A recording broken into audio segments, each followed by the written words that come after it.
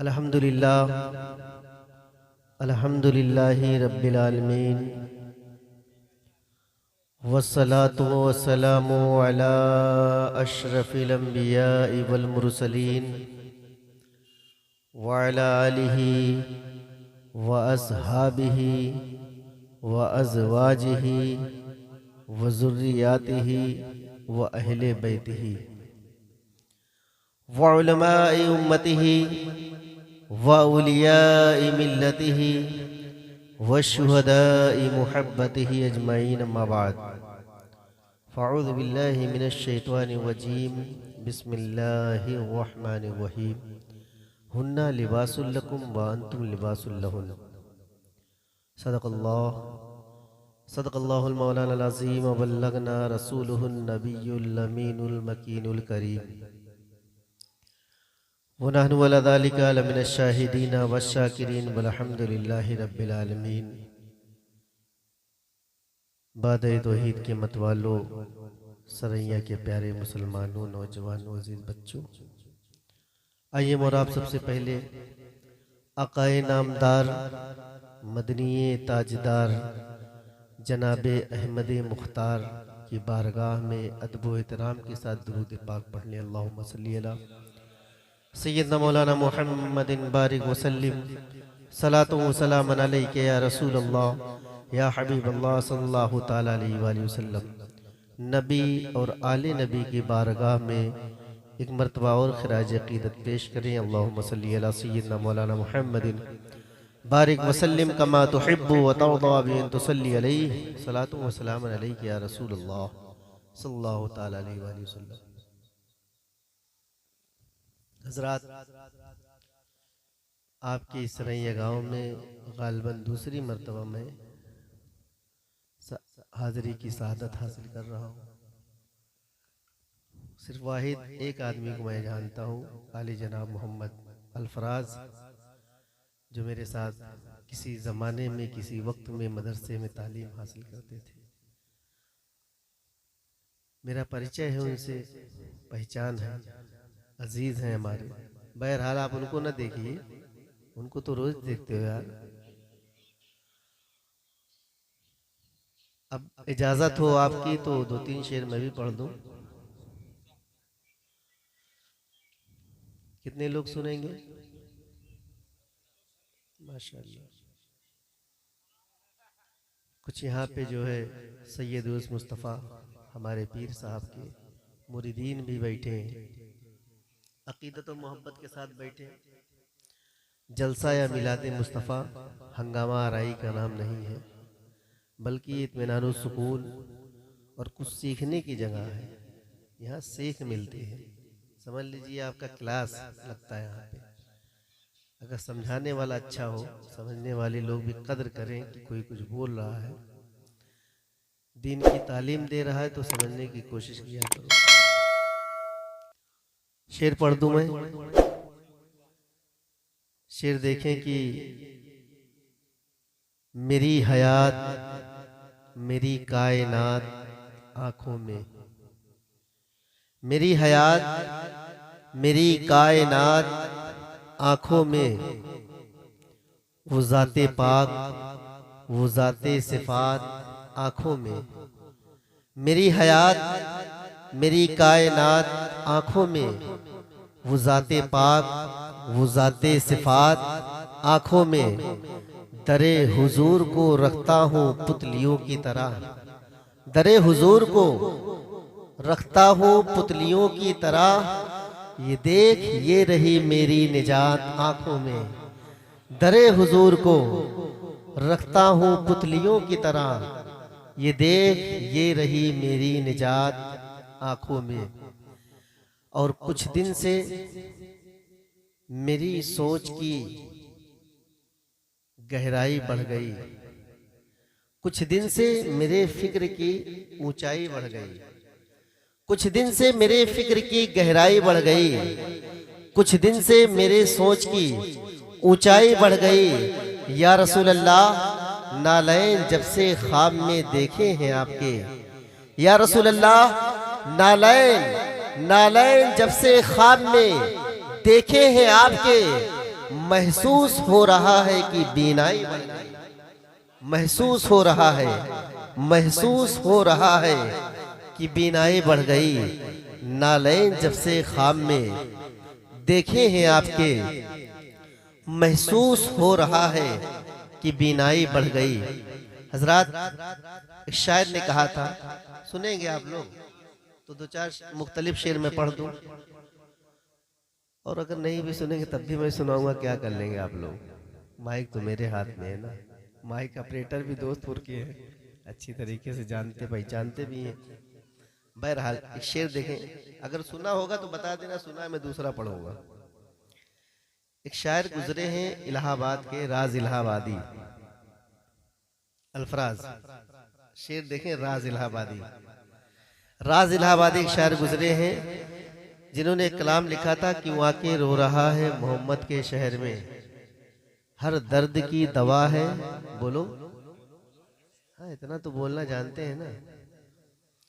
कि वाक़ई रो रहा है मोहम्मद के शहर में, हर दर्द की दवा है मोहम्मद के शहर में। ये तो किसने कहा था? राज इलाहाबादी ने, नाम भी बता दिया, राज इलाहाबादी। अब उसी की तज़मीन किया हमारे उस्ताद मोहतरम हज़रत अल्लामा मौलाना मुफ्ती असरार साहब क़िबला मिसबाई। उनको भी काफ़ी लोग जानते और पहचानते होंगे, उस्ताद मोहतरम है, बड़ी मेहनतें की हैं हमारे साथ। उन्होंने तज़मीन में लिखा कि सबको बता दूं क्या है मोहम्मद के शहर में। अभी राज इलाहाबादी नहीं है, अभी मुफ्ती असरार सुल्तानपुरी यहाँ से हैं। सबको बता दूं क्या है मोहम्मद के शहर में, अम्मा सबको बता दूं क्या है मोहम्मद के शहर में, जन्नत का रास्ता है। बोलो, मोहम्मद के शहर में जन्नत का रास्ता है मोहम्मद के शहर में। और मिट्टी तो शिफा देती है उस दर की, मगर सुन, मिट्टी तो शिफा देती है, ये मिट्टी तो शिफा देती है उस दर की, मगर सुन, हर दर्द खुद दवा है मोहम्मद के शहर में, हर दर्द खुद दवा है मोहम्मद के शहर में, हर दर्द खुद दवा है मोहम्मद के शहर में। और मुर्दे को जिंदा कर दिए थे हजरत ईसा। ईसा अलैहिस्सलाम का एक कमाल ये था, अल्लाह के नबी हैं, किसी मुर्दे को अपने पैर से ठोकर मारते तो मुर्दा जिंदा हो जाता। ये मोजज़ा, ये कमाल, ये खूबी अल्लाह ने, ये उनके अंदर पावर था, इतनी कैपेसिटी थी उनके अंदर कि किसी मुर्दे को अगर पैर से मार देते मुर्दा जिंदा हो जाता। आज के जमाने में अगर अल्लाह के नबी को ईसा मौजूद होता तो दीवानों की भीड़ लगी होती।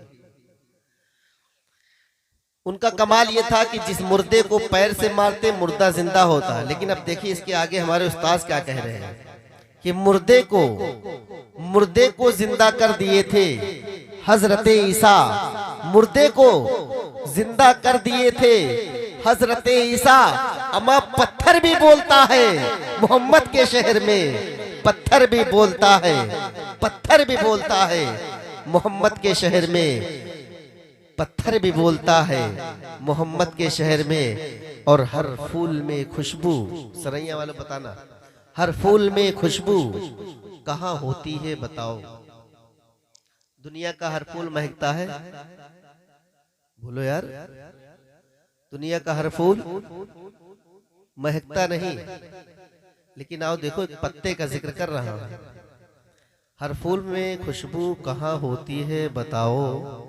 हर फूल में, यार कुछ लोग तो ऐसा बैठे जैसे लगता है हर फूल महकता है, हम ही कंफ्यूज हो रहे हैं।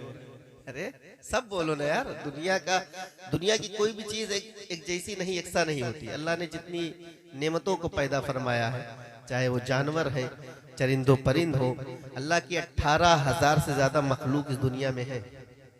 कितनी? 18,000 से ज्यादा मखलूक इस दुनिया में अल्लाह ने पैदा फरमाया, जिसमें से सिर्फ 6,000 किस्म के तो सांप है। कितने? 6,000 मॉडल इस सांपों के हैं। सोचो अल्लाह रब्बुल इज्जत ने किस तरीके से इस दुनिया को सजाया था। शेर देखें कि हर फूल में खुशबू कहाँ होती है बताओ, हर फूल में खुशबू कहाँ होती है बताओ, अमा हर पत्ता महकता है मोहम्मद के शहर में, हर पत्ता महकता है, हर पत्ता महकता है मोहम्मद के शहर में। और उस पर कसम खुदा की जहन्नम हराम है, उस पर, किस पे जहन्नम हराम है, उस पर कसम खुदा की जहन्नम हराम है, उस पर कसम खुदा की जहन्नम हराम है। मोमिन जो मर गया है मोहम्मद के शहर में, मोमिन जो मर गया है, मोमिन जो मर गया है मोहम्मद के शहर में, क्यों आके रो रहा है मोहम्मद के शहर में। हर दर्द की दवा है मोहम्मद के शहर में, सबको बता दूं क्या है मोहम्मद के शहर में, जन्नत का रास्ता है मोहम्मद के शहर में। बस करो और पढ़ दो, समझ के सुभान अल्लाह बोल रहे, बगैर समझे वाले, फॉर्मेट तो नहीं मार रहे हैं। शेर देखे कि वो जाते पाक वो जाते सिफात आंखों में। एक शेर देखे सिदरते मुबीन का। कुछ अशार मेरे पास ऐसे होते हैं कि मैं पढ़ता हूँ, कुछ लोग मतलब नहीं समझ सकते, लेकिन आप देखें कि शायर कह क्या रहा है। सिदरते मुबीन का, माइक ऑपरेटर वो भी सुने। सिदरते मुबीन का रोशन चिराग है, सिदरते मुबीन का रोशन चिराग है, ये बात अलग है कि चांद के चेहरे पे दाग है। सिदरते मुबीन का रोशन चिराग है, ये बात अलग है कि चांद के चेहरे पे दाग है। एक बार छू लिए थे कदम क्या हुजूर के, एक बार छू लिए थे कदम क्या हुजूर के, उस दिन से आसमां का फलक पर दिमाग है। एक बार छू लिए थे, एक बार छू लिए थे कदम क्या हुजूर के, उस दिन से आसमां का फलक पर दिमाग है। अब आप सोच रहे हो आसमान फलक दोनों अलग अलग कैसे है कि नहीं? अरे भाई 7 आसमान है। मेरे नबी के कदम, जब मेराज मेरे नबी की हुई थी, जब कदम पड़े थे तो आसमां भी अपनी किस्मत पे रश्क कर रहा था, मुस्कुरा रहा था, किस्मत पे नाज कर रहा था। दुरूद पाक पढ़ ले, अल्लाहुम्मा सल्ली अला सय्यिदना मौलाना मुहम्मद बारिक सल्लु सलातु व सलाम अलैका या रसूल अल्लाह सल्लल्लाहु तआला अलैहि वसल्लम। हज़रात, मैंने कुरान करीम की एक आयत मुक़द्दसा को अपनी स्पीच का टॉपिक, अपनी तकरीर का मौजू बनाया। बहुत सी तकरीरें आपने समात की होंगी। कुरान की एक आयत पे अगर पूरी दुनिया पर डे बोले मर जाएगी, लेकिन उसकी तफसीर को बयान नहीं कर सकती। हुन्ना लिबासुल लकुम व अंतुम लिबासुल लहुन। मर्द औरत के लिए लिबास, औरतें अपने शोहरों के लिए लिबास है। शादी का मौका है, उसी ताल्लुक से थोड़ी बातें, चंद बातें आप नोट कर लें और उसे संभाल कर रखें, जिंदगी में काम आएगी। कुरान ने क्या कहा, लफ्ज पे गौर करिए, एक एक वर्ड पे जो है गौर करिएगा आप। हुन्ना लिबासुल लकुम व अंतुम लिबासुल लहुन। मर्द औरत के लिए लिबास, औरत शौहर के लिए लिबास, कपड़ा। ठीक, मर्द औरत के लिए कपड़ा, औरतें अपने शौहरों के लिए क्या है, कपड़ा। अब सोचिए ये कपड़ा क्यों कहा, लिबास क्यों कहा? बहुत सी चीजें थी, किसी और चीज की मिसाल रब चाहता दे देता, लेकिन लिबास ही क्यों कहा? तो लिबास एक ऐसा सामान है जो जिस्म के ऐब को छुपा देता है कि नहीं? बात समझ में आ रही है? यानी जिस्म पे अगर फोड़े हो गए, फुंसी हो गए, चोट लग गई, कुछ दाग पड़ गया, निशान पड़ गया, जब हम लिबास पहन लेते हैं तो छुप जाते हैं कि नहीं? अब बात पूरी जो है क्लियर हो गई कि मर्द औरत के लिए लिबास, औरतें अपने शौहरों के लिए लिबास, दोनों एक दूसरे के लिए लिबास है। तो अब बात समझ में आ गई कि दोनों छुपाने की चीज है। अगर कोई ऐब शौहर के अंदर है, कोई कमी है, तो उसे औरत छुपाए। औरत के अंदर अगर कोई दाग है, कोई कमी है, तो उसे मर्द छुपाए। लिबास का काम यही है। और लिबास जो है, लिबास इंसानों को बहुत सी चीजों से बचाता है। मसलन ठंडी से बचाता है कि नहीं, गर्मी से बचाता है। आप कोई मोटा कपड़ा पहन के किसी कांटेदार दरख्त के पास से गुजर रहे हैं तो कांटा पहले आपके लिबास में चुभेगा, तब जिस्म में चुभेगा। पता क्या चला कि लिबास इंसान के ऊपर आने वाली मुसीबत को पहले अपने ऊपर लेता है, तब अपने मालिक के ऊपर जाने देता है। और लिबास का एक काम और भी है कि लिबास के जरिए से इंसान को मर्तबा भी मिलता है।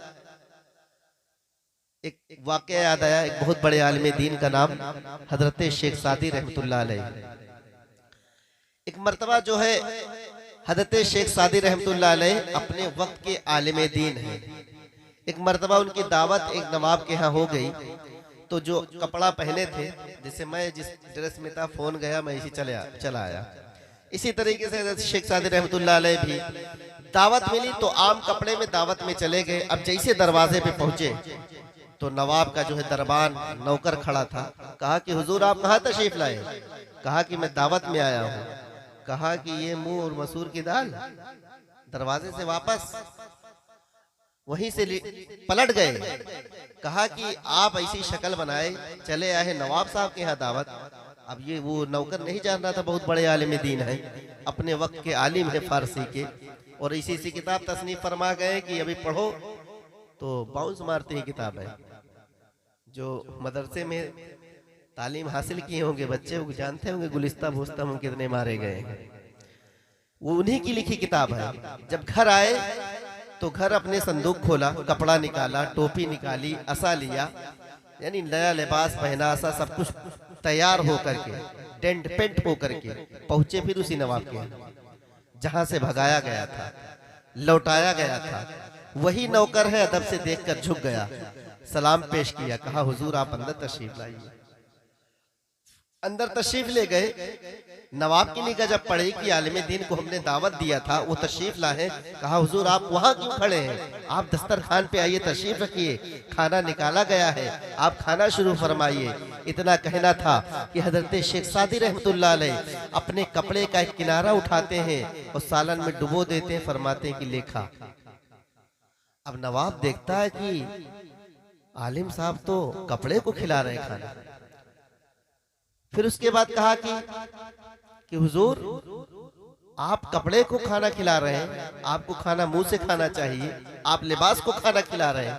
इतना कहना था, कपड़े का दूसरा किनारा भी सालन में डुबो देते हैं, फरमाते हैं कि लेखा। अब नवाब परेशान हो जाता है, सवाल करता है कि हुजूर आप बार बार कपड़े को सालन में क्यों डाल रहे हैं? तो हजरत शेख सादी रहमतुल्लाह अलैह फरमाते हैं कि अगर मेरी दावत होती तो मैं खाता, दावत मेरी नहीं, दावत तो इस लिबास की है, इसलिए कि मैं इससे पहले भी यहाँ आया था, लेकिन इसके बगैर आया था तो अंदर आने की इजाजत नहीं मिली, अंदर जो है घुसने की मुझे जरूरत नहीं पड़ी। अब जब इसको पहन के आया तब मुझे दस्तरखान पे बिठाया गया, लिहाजा दावत मेरी नहीं, दावत इस लिबास की है। फिर सालन में डुबो देते हैं कपड़ा, फरमाते हैं कि लेखा। पता क्या चला मुसलमानों? अब कुरान पाक देखो कि लिबास इंसान को ठंडी से बचाता है, लिबास इंसान को गर्मी से बचाता है, लिबास इंसान के ऊपर आने वाली मुसीबत को पहले अपने ऊपर लेता है, तब मालिक के ऊपर जाने देता है। लिबास के जरिए से इंसान को मर्तबा भी मिलता है। अब कुरान पाक सुनो, हुन्ना लिबासुल लकुम व अंतुम लिबासुल लहुन। कुरान ने मर्द को औरत के लिए लिबास, औरत को शौहर के लिए लिबास बनाकर ये बता दिया कि मर्द सही मर्द वो है जो घर के बाहर कितनी भी मुसीबत हो, कितनी भी परेशानी हो, अपने ऊपर ले, अपने बीवी तक ना जाने दे। और बीवी सही बीवी वही है जो घर के अंदर कितनी भी मुसीबत हो, कितनी भी परेशानी हो, अपने ऊपर ले, अपने शौहर तक ना जाने दे। अगर इस तरह से मियां बीवी है तब दोनों एक दूसरे के लिए लिबास, यानी दूसरे को ऐब को छुपाओ। लेकिन आज प्रेजेंट टाइम में जो काम हम और आप कर रहे हैं उसके बारे में अगर तबसरा करूं तो रात गुजर जाएगी, बात नहीं खत्म। ये तो एक हो गया पहले के लोग, पहले की बीवियां, पहले के मर्द कितने साबिर होते थे, इतना सब्र उनके अंदर होता था कि कई कई दिन फाके पड़ जाते, बगल वाली औरत न जान पाती। लेकिन आज मुआशरे पे नजर डालो तो क्या पता चलता है कि अगर एक वक्त के लिए खाना नहीं है तो पूरे गांव में ढिंडोरा पीट देती है कि हमारा शौहर जो है काम नहीं करता, हमारा शौहर दिन भर घूमता रहता है, इसको काम नहीं मिलता। यानी आप ये समझिए ये है नाशुक्री। क्या है? नाशुक्री है, ये है नाशुक्री। अब आप सोचेंगे, औरतें वो सोच रही होंगी कि अगर शौहर खाना ना खिलाए, पानी ना पिलाए, कपड़ा ना ला के दे और मेरे जरूरत का कोई सामान ना ला के दे तो हम किस बात का शुक्र अदा करें? भाई हम शुक्र किसका अदा करें? कपड़े तो लाता नहीं, बाजार से चाउमीन बर्गर तो लाता नहीं, समोसे खिलाता नहीं, तो हम शुक्र किस बात का अदा करें? मेरी बहनों, शुक्र तुम इस बात का अदा करो कि जब आप रात में सोती हो तो जब इंसान सो जाता है तो उसका ब्रेन, उसका दिमाग काम करना बंद कर देता है। कोई भी हो, मर्द हो या औरत, पढ़े लिखे जो बैठे होंगे नौजवान जान रहे होंगे, कान की समातें कमजोर हो जाती है, नाक का सूंघना कमजोर, आंख तो देखती ही नहीं, ख्वाब में चली जाती है, इंसान बिल्कुल मौत के करीब चला जाता है।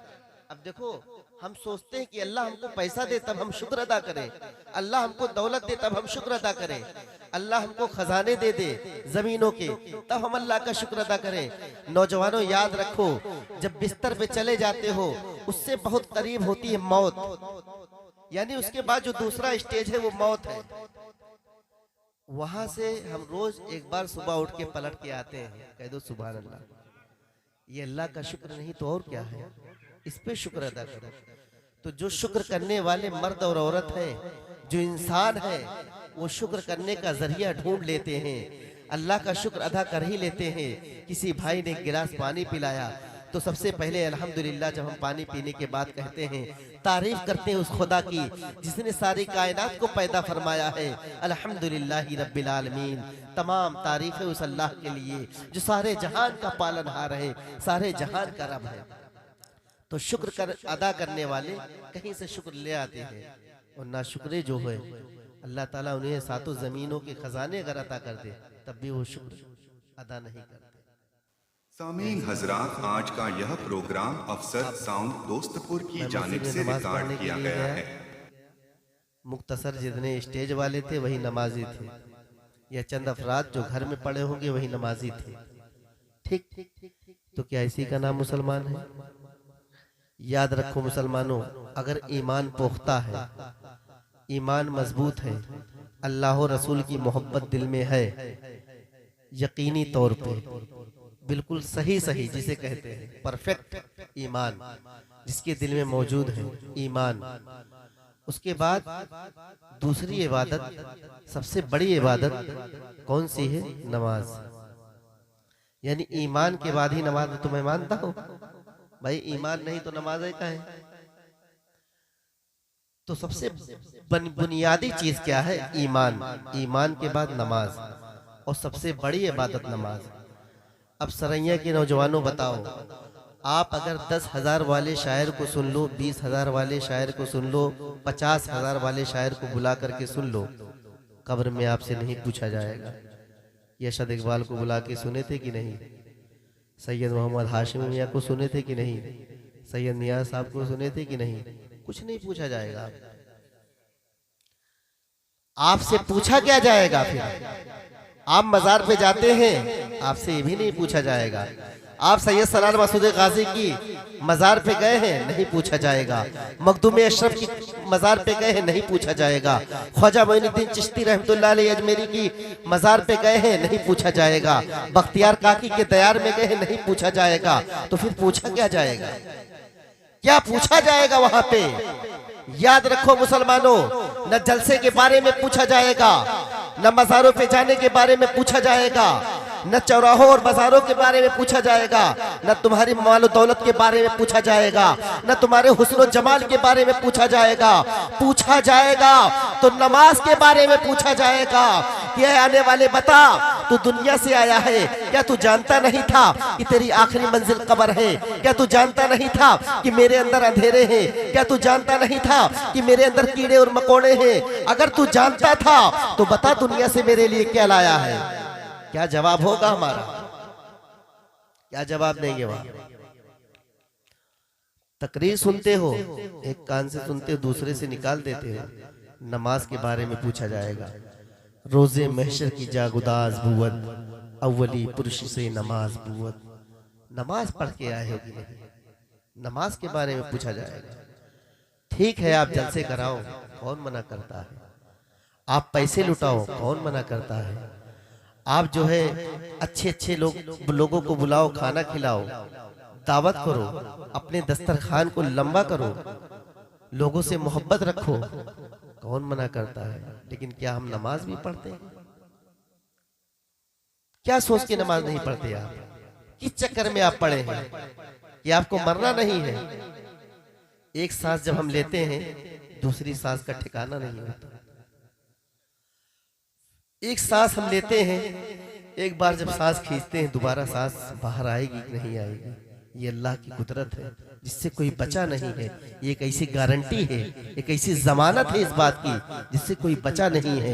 ये सिर्फ मौलाना के पास ना जाओ, अवाम के पास ना जाओ, किसी पंडित के पास चले जाओ, किसी ईसाई के पास चले जाओ, किसी धर्मगुरु के पास चले जाओ और उससे पूछो, क्या तुम्हें इस दुनिया में रहना है? क्या तुम्हें इस दुनिया में कयाम करना है? क्या तुम्हें इस दुनिया में लंबा सफर करना है? हर इंसान कहेगा, चाहे वो किसी मजहब का होगा, हर इंसान यही कहेगा, हम इस दुनिया से कूच कर जाएंगे, हम इस दुनिया से चले जाएंगे, हम इस दुनिया को एक दिन खैराबाद कह देंगे। यानी सब जानता है कि एक चीज यकीनी है, रहने में इख्तिलाफ है, उठने बैठने में इख्तिलाफ है, हर चीजों में एक झगड़ा है। घर बनाने में झगड़ा है, खेत बनाने में झगड़ा है, मकान बनाने में झगड़ा है, दुकान बनाने में झगड़ा है, सफर करने में झगड़ा है, हर चीज में झगड़ा है। मुसलमानों याद रखो, एक चीज में झगड़ा रही है। वो कौन सी चीज है जिसे हम और आप इग्नोर करते हैं? वो कौन सी चीज है जिसे हम भूल बैठे हैं? तो रब का फरमान सुनो, अल्लाह का कलाम इरशाद फरमाता है, कुल्लू नफ्सिन जायक़तुल मौत, हर जानदार को मौत का मजा चखना है।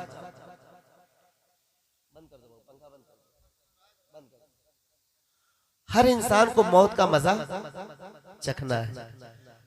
तो हम कहाँ खोए हुए हैं? हम कहाँ खोए हुए हैं? हमें जरूरत किस बात की है? आजकल जब से अल्लाह रब्बुल इज्जत का करम हुआ, मैं भी तकरीर पहले कुछ दूसरे ढंग से किया करता था, लेकिन छोड़ दिया मैंने। तकरीर का नतीजा क्या निकलता है? कुछ नहीं निकलता। आप जाओ, 1 घंटा 2 घंटा माइक से लगे रहो, चिल्लाओ, लोग कहेंगे बहुत अच्छा खिताब किए, बहुत उम्दा तकरीर की है। किससे? आवाज सुन करके कहते हैं। तकरीर कहाँ सुनी जा रही है? आवाजें सुनी जा रही है। नात कहाँ सुनी जा रही है? उसके सुर सुने जा रहे हैं।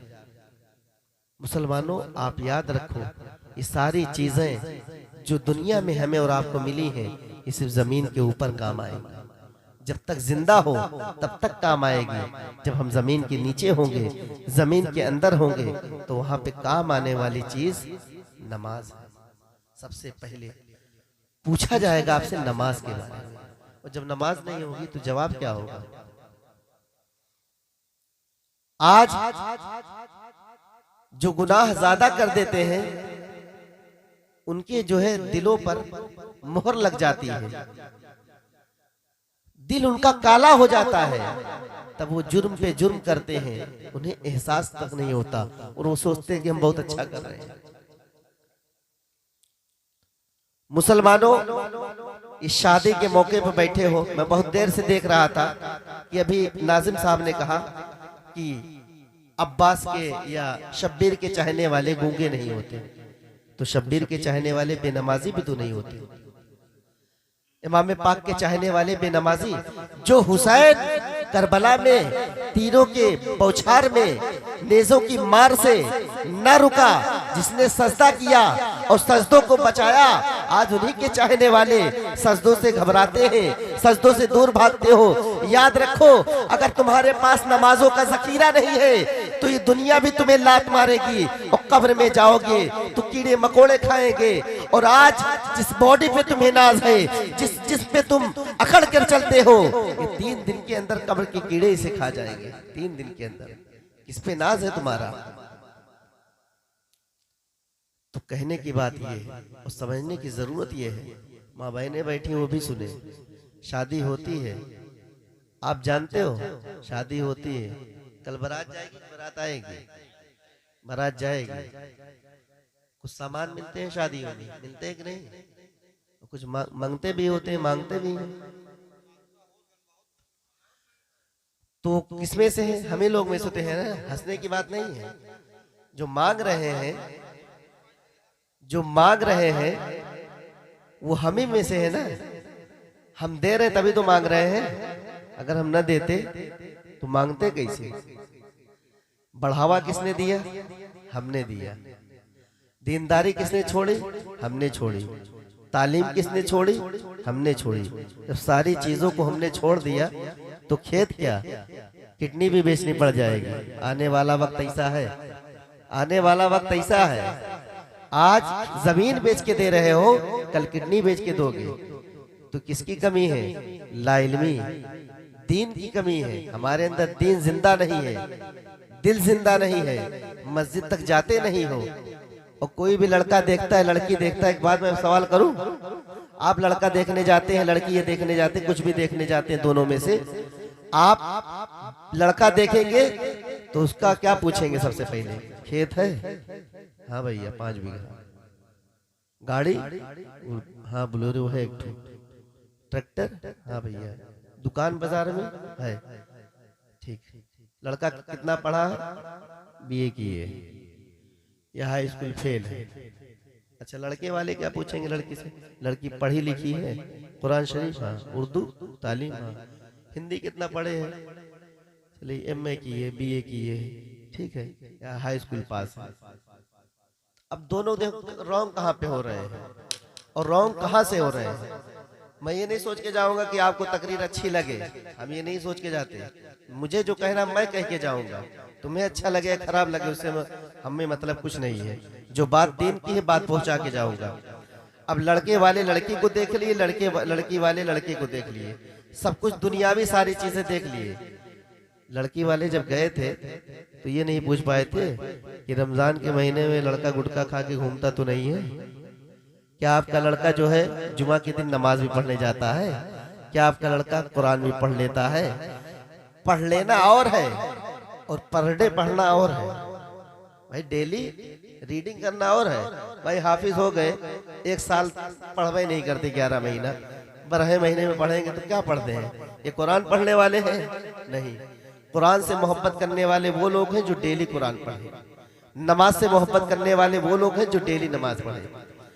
तो सारी दुनियावी सारी चीजों के बारे में पूछ लिया।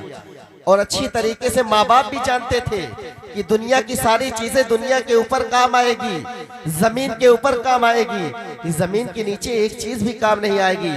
आप नमाज के बारे में नहीं पूछते, आप कुरान के बारे में नहीं पूछते, आप ये नहीं पूछते कि क्या ये लड़का अपने वालिदैन की फरमाबरदारी करता है कि नहीं करता। आप दुनिया की चीज पूछ के चले आते हैं। लड़की से भी यही पूछा जाता है और बाकी कुछ सवाल नहीं किया जाता। उससे नहीं पूछते कि क्या लड़की नमाज भी पढ़ लेती है, क्या वजू का तरीका भी उसे मालूम है, क्या नहाने का गुस्ल का तरीका भी उसे मालूम है। आप ये भी नहीं पूछते जब लड़की और लड़का दोनों दीन से दूर होते हैं। आप देख रहे हैं कितनी शादियां 3 महीना 4 महीना 6 महीने के बाद नौबत तलाक तक आ जाती है। आते कि नहीं भाई? आप लोग भी दुनिया में, हम भी दुनिया में हैं। आप लोग की भी रिश्तेदारी है, दुनिया वाले जानते और पहचानते, हम भी जानते पहचानते हैं। तो बताओ मामला तलाक तक कैसे पहुंचता है? रॉन्ग हो गए हम। हमने दुनिया की तो सारी चीजें देखी, लेकिन हमने नमाज के बारे में नहीं पूछा। और पूछते कैसे नमाज के बारे में? जब खुद पढ़ते तब ना पूछते। जब बच्चों को तालीम दिया होता हमने, तब ना दूसरे बच्चे की जब रिश्ता देखते पूछते कि दीन की तालीम क्या दी है। सिर्फ कुरान पढ़ लेना और उर्दू की तालीम हासिल कर लेना, उर्दू पढ़ लेना, ये दीन की तालीम नहीं है। दीन की तालीम क्या है? जब हम कुरान पढ़ें, कुरान का तर्जुमा भी पढ़ें। जब हम कुरान को पढ़ेंगे, अब कितने लोग अल्हम्दुलिल्लाह सबको याद होगी, 90% लोग को याद होगी। अब उससे बड़े वाले होंगे तो नहीं याद होगी, गारंटी नहीं है। लेकिन ऐसे हम बता रहे 90 लोग को कम से कम अल्हम्दुलिल्लाह रब्बिल आलमीन की सूरत याद है। हम पूछे उनसे कि मालिक यौमिद्दीन का मतलब क्या है, कितने लोग बता लोगे? क्या है? मुसलमान। कहाँ खोए हुए हैं? मैं एक छोटी छोटी चीज पे बात करूं, आखिरी नबी कौन है? 90 लोग नहीं बता पाएंगे। किस नबी की हम उम्मत हैं? 10% लोग बता पाएंगे। सबसे पहले कौन से नबी इस दुनिया में आए? हम नहीं बता पाएंगे। क्या है? मुसलमान। आदम अलैहिस्सलाम जो तमाम दुनिया में सारे इंसानों की माँ है, अगर उनका नाम पूछ ले नहीं बता पाए। कैसे मुसलमान है? सोचो। कलमा पढ़ाते हैं, जब दूल्हा साहब लोग बैठे रहते कलमा पढ़ाओ तो कांपते हैं, ये कांपते हैं, पैर थर थर थर थर करता, जबानें कांपती हैं। अशहदुल्ला इलाहा 10 सांस में इन्हें पढ़ाओ, यानी अगर बकरी वकरी पढ़ा दो तो पढ़ ले हो इतनी सांस में, 10-20 सांस में बकरी जानवरों पढ़ ले भैया, तोता है नहीं पढ़ नहीं लेता। तो इंसान और जानवर बराबर हो गए हैं। मतलब जानवरों को रट्टा अगर मरवाओ तो वो भी रट्टा मार लेंगे, लेकिन इंसान का बच्चा बताओ, अशरफुल मखलूकात, लक़द खलक़नल इंसाना फी अहसनि तक़वीम, जिनका लक़ब, जिनका खिताब ये है, जिनको बताया गया, रब ने बताया वमा खलक़तुल जिन्ना वल इंसा इल्ला लियअबुदून, ये हमने इंसानों और जिन्नातों को अपनी इबादत के लिए पैदा किया था। आज उनका हाल ये है कि अपने नबी का नाम नहीं जानते, अपने नबी की वालिद का नाम, उनके जो है वालिदा का नाम तक नहीं जानते। कैसे मुसलमान है? मुसलमान नहीं है। काला टीका है मुसलमान के नाम पे, धब्बा है, दाग है। आज इतने लोग हो, न्यूज देखते हो सब लोग, जगह जगह जो मीडिया वाले पहुंचे रहते हैं, पहुंचो के सवाल करेंगे, खटिया खड़ी हो जाएगी, बोल नहीं सकते। वो लोग आपसे ज्यादा जान रहे हैं हमारे बारे में, वो नहीं तो डिबेट उठा के देख लिया करो, जितनी डिबेट आज हो रही है, और मुस्लिम जो पर्सनल की जितनी चीजें थी, सबसे ज्यादा डिबेट इसी पे हो रही है। आप देख रहे हैं तलाक सलासा के नाम पे, 72 हूरों के नाम पे, जन्नत के नाम पे, कब्र के नाम पे, मतलब सारी चीजें जो है टीवी पे आ रही है। इतनी ज्यादा सवाल होते हैं कि हम सवाल का जवाब, वो जो बैठते हैं वो भी जाहिल रहते हैं, वहां पे जो दाढ़ी टोपी लगाए चले जाते हैं, 2000 रुपया मिलता है उनको, वो भी चले जाते हैं डिबेट करने, वहां से पलटते हैं बेइज्जती होके 2000 रुपए लेके चले आते हैं। उससे अच्छा भीख मांग ले वो लोग। मुसलमानों में कहना क्या चाहता हूं, समझ आप क्या रहे हैं कि अपने अंदर सुधार पैदा करो। इस तकरीर का मतलब, इस तकरीर का नतीजा तभी निकलेगा जब हम सुधार पैदा करेंगे, वरना इसे इमाम पाक के नाम पे जिंदगी भर चिल्लाते रहोगे, अली के नाम पे जिंदगी भर चिल्लाते रहोगे। अगर मैं कह दूं कि मौला अली का नारा लगाओ, 10 लोग खड़े होकर नारा लगाने लगते हैं, अली मौला करने लगते हैं। लेकिन आज जिस अली के नाम पे तुम मचल रहे हो, जिस अली के नाम पे तुम कूद रहे हो, जिस अली के नाम पे तुम मुस्कुरा रहे हो, क्या तुमने उस अली को देखा है? नहीं देखा है। क्या तुमने उस अली के किरदार को पढ़ा है? नहीं पढ़ा है। आओ अली का किरदार देखो मुसलमानों। जब मकामे साहिबा में जब नबी और अली दोनों आराम कर रहे थे, जब अली की आंख लग गई थी, एक वक्त की नमाज कज़ा हुई थी, अली रो रहे थे, अली की आंख से आंसू आ रहे थे। मेरे मुस्तफ़ा ने पूछा था, अली तुम क्यों रो रहे हो? अली फरमाते हैं, या रसूल अल्लाह, आपको जब आप आराम कर रहे थे, आपको जगाना गवारा ना हुआ, एक वक्त की नमाज कज़ा हो गई, अली रो रहे थे। सिर्फ इसी रोने पे जो है तवज्जो दो मुसलमानों। अली की पूरी जिंदगी में एक वक्त की नमाज कज़ा हुई तो अली रोने लग गए, अली रो रहे हैं। अब हम कैसे अली वाले हैं, हम कैसे गुलाम अली हैं कि 5 वक्त की नहीं, 5 दिन की नहीं, 5 महीने की नहीं, 5 साल की नहीं, 50 साल हम नमाज नहीं पढ़ते, फिर भी हम दावे से कहते हैं हम अली वाले हैं। हम अली वाले नहीं, हम अली वाले तो कभी नहीं हो सकते, किसी गली वाले हम जरूर हो सकते।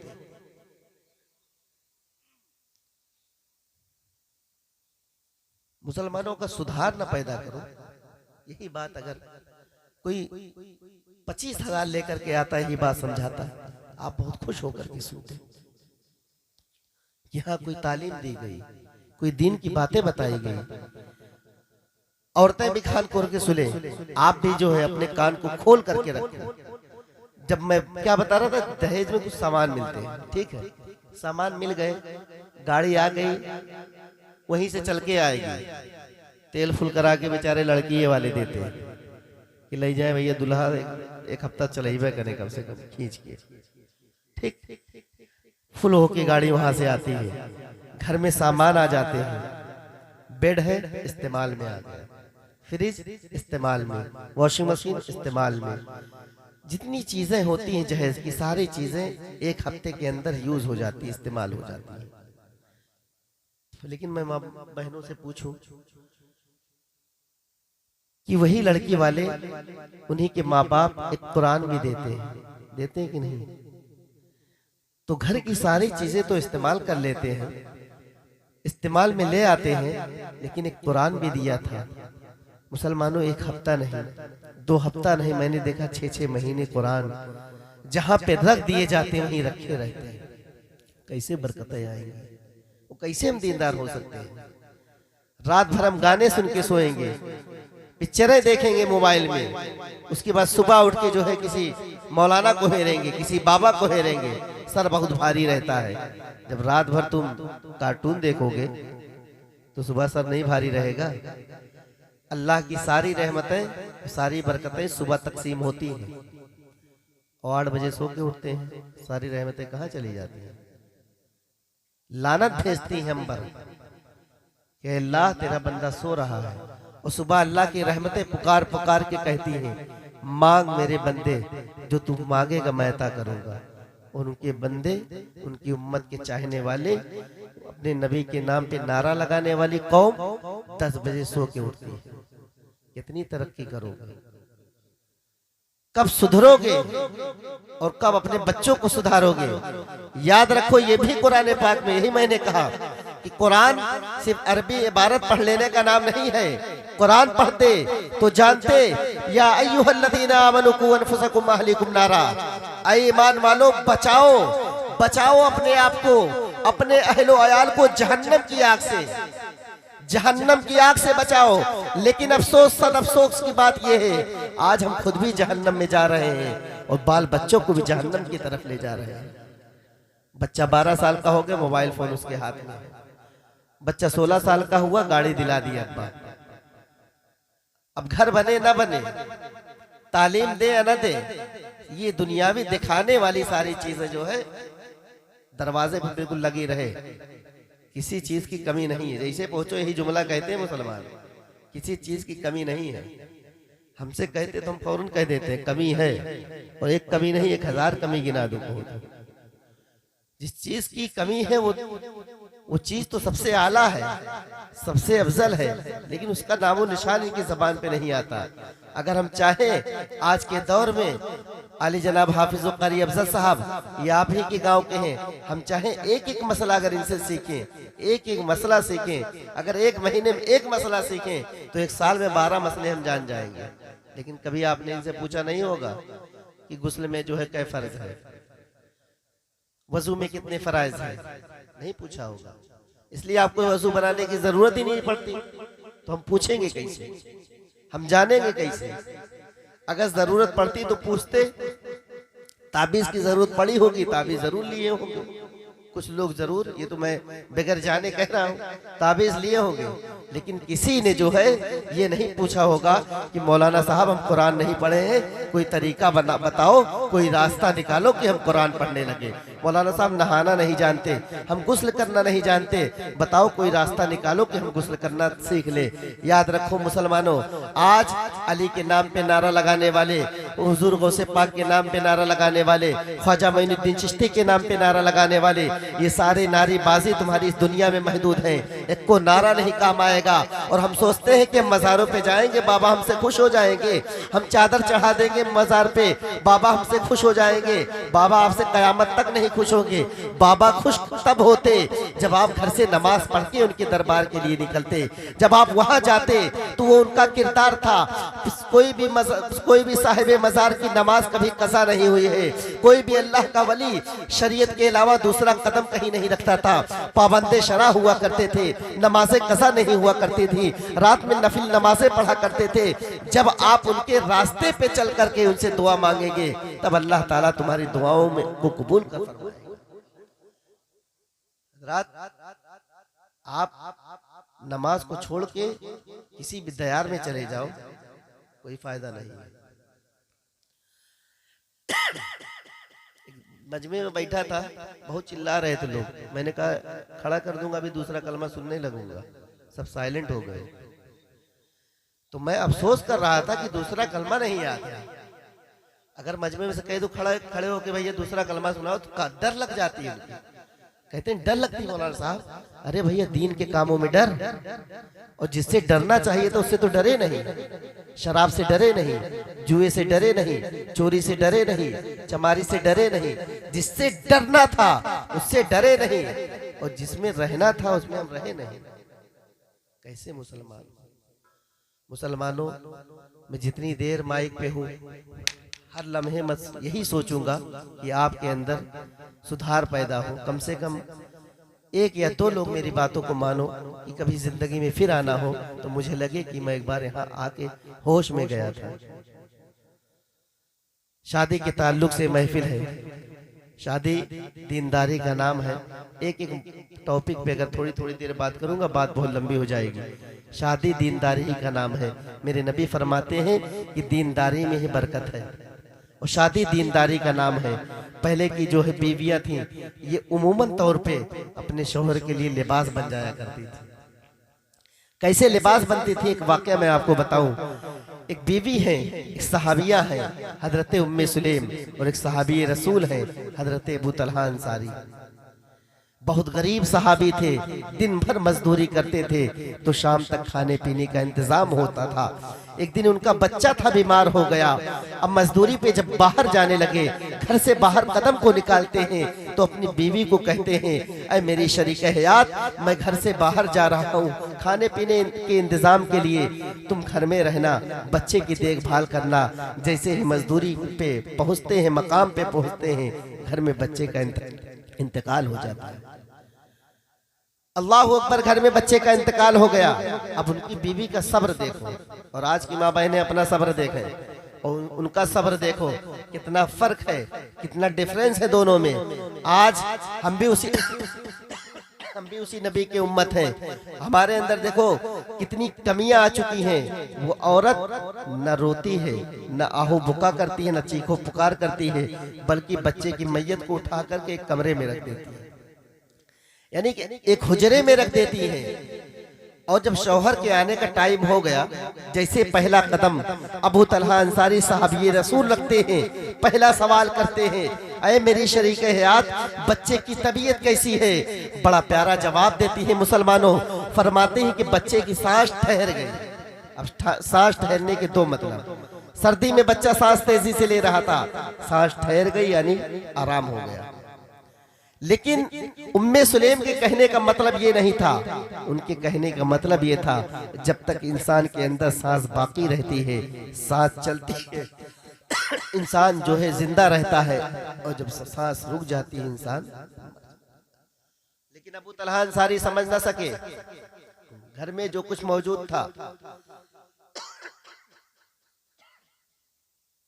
घर में जो कुछ मौजूद था, खाना पानी खाते हैं। उसके बाद जो है मियाँ बीवी आराम करने के लिए हुजरे के अंदर तशरीफ ले जाते हैं।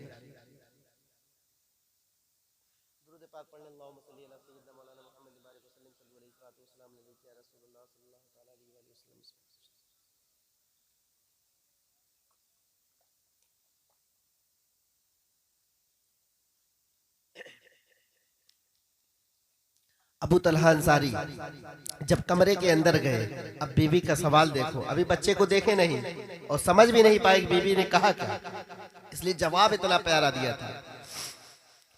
जैसे ही कदम रखते हैं, कमरे में जाते हैं, खाना पीना खाते हैं, जो है लेट जाते हैं बिस्तर पे। बड़े मोहब्बत के साथ उनकी बीवी हजरत उम्मे सुलेम फरमाती हैं, अरे मेरे सरताज, क्या मैं आपसे कुछ सवाल कर सकती हूँ? कहा कि पूछो, आप क्या पूछना चाहती हो? कहा कि अगर आपके पास किसी ने कोई चीज अमानत के तौर पे रख दिया हो और कुछ दिन के बाद वो अपनी अमानत को वापस ले जाना चाहे, तो बताओ आपको उसकी अमानत लौटाने में कोई तकलीफ तो नहीं होगी? कहा कि उम्मे सुलेम, ये तुम कैसी बात करती हो? उस अमानत का मालिक मैं नहीं होगा, वही होगा जिसने अमानत रखा है। वो जब चाहेगा मैं उसकी अमानत को वापस कर दूंगा, लौटा दूंगा। तो फरमाती हैं ऐ अबू तलहा, ऐ मेरे सरताज, अल्लाह ने हमें और आपको एक बच्चा अता किया था अमानत के तौर पर, और उसने अपनी अमानत को वापस ले लिया। बताओ तुम राजी हो कि नहीं राजी? अब हजरत अबू तलहा अंसारी फरमाते हैं, ऐ उम्मे सुलेम, क्या बच्चे का इंतकाल हो गया? फरमाती हाँ बच्चे का इंतकाल हो गया। फरमाते हैं, बच्चे की मैयत को कहाँ रखे हो? चलो मेरे बच्चे की मैयत मुझे दिखाओ। जैसे ही बच्चे की मैयत देखने के लिए हुजरे के अंदर पहला कदम अबू तलहा अंसारी रख रहे हैं, उधर मस्जिद नबवी से अजान की आवाज आती है। दिल फैसला करता है कि बच्चे की मैयत को बाद में देखूंगा, मस्जिद नबवी की अजान पे लब्बैक पहले कहूंगा। ये मुसलमान थे, ये मुसलमान थे। आज हम कैसे मुसलमान हैं? अजानें होती हैं, हम घर में भागते हैं, कहीं कोई नमाजी देख न ले। हम जो है गाना सुन रहे सुनते ही रहते हैं। हम फिल्मों में मस्त हैं तो मस्त हैं, हम बोल रहे हैं तो हम बोलते ही रहते हैं। याद रखो, जब अजान होती है अगर हम बोलते हैं तो हमारा खात्मा ईमान पे होने की कोई गारंटी भी नहीं है। अजान हो जहां पे हो, खामोश हो जाओ। बात कितनी भी इंपॉर्टेंट हो, कितनी भी खूबसूरत हो, रुक जाओ चंद लम्हे के लिए। उसके बाद जो है हम नमाज अजान हो जाने दो, उसके बाद बोलो। अगर आपको बाथरूम लगा है या आपको सिंजा जाना है, पैखाना जाना है, आप थोड़ी देर के लिए रुक जाओ, अजान मुकम्मल होने दो। ये अजान का सवाब है। अजान सुनो, अगर उसका जवाब दो, लाखों नेकियां फरिश्ते जो है नामे अमाल में लिखा करते हैं। वो सहाबी रसूल को देखो, उनका दिल देखो कितना बेदार था, उनका इश्क देखो, मुस्तफा से कितना इश्क करते थे, अल्लाह से कितना प्यार करते थे कि घर में बच्चे की मैयत पड़ी है, सीधा मस्जिद नबवी जा रहे हैं। आज का नौजवान होता तो रिश्तेदारों में फोन करता और जो हंगामा करता, बीवी भी रोती, बच्चे भी रोते और जो है शौहर भी रोता, सब के सब रोते, गांव वाले रोते, पड़ोसी रोते, लोग जो है रो रो करके बेजार हो जाते, बेकार हो जाते, हिम्मत हार जाते, बेहोश होने लगते। लेकिन अबू तलहा अंसारी का कलेजा देखो, सीधे जा रहे हैं, तुम नबी के पीछे नमाज अदा करने जा रहे हैं, पहुंचते हैं मस्जिद नबी, अजान नमाज पढ़ते हैं नबी करीम के पीछे।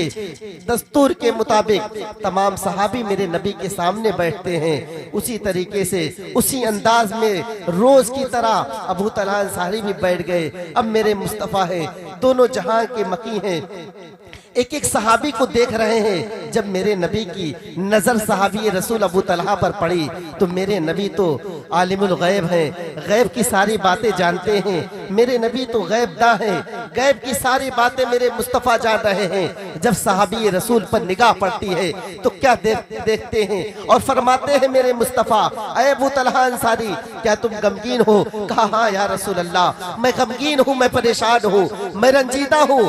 मेरे नबी फरमाते हैं, ऐ अबू तलहा, आज तुमने, तुम्हारे बीवी ने ऐसा काम किया है कि तुमसे मैं भी खुश हूँ, तुम्हारा परवरदिगार भी खुश है। और मेरे मुस्तफा अबू तलहा को दुआ देते हैं कि ऐ अबू तलहा, अल्लाह रब्बुल इज्जत आपको इससे अच्छा बच्चा अता फरमाएगा।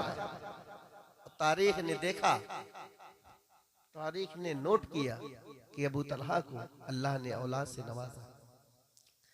तो ये शादी दीनदारी, शादी दीनदारी का नाम है और दीनदारी ही में बरकत है। इन्हीं बातों के साथ अपनी गुफ्तगू को खत्म करता हूँ। खूब की सिरे चमन फूल चुने शाद रहे, बाग बाजाता हूँ मैं, गुलशन तेरा आबाद रहे।